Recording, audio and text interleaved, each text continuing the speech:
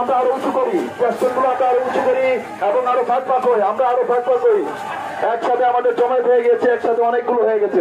আরো আমরা ঘনত্ব বজায় রাখি, আমরা আরো পাতলা পাতলা হই। আবার আরো বড়